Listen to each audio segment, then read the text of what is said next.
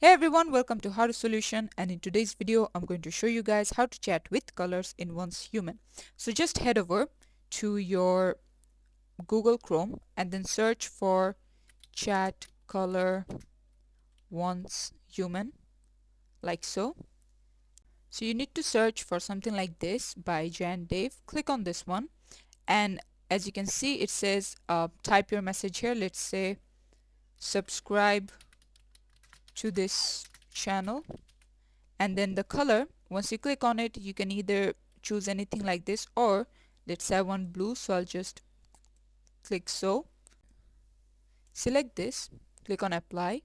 As you can see, it's changing, and you just need to use this same code right over here into there, and this is how you can do it.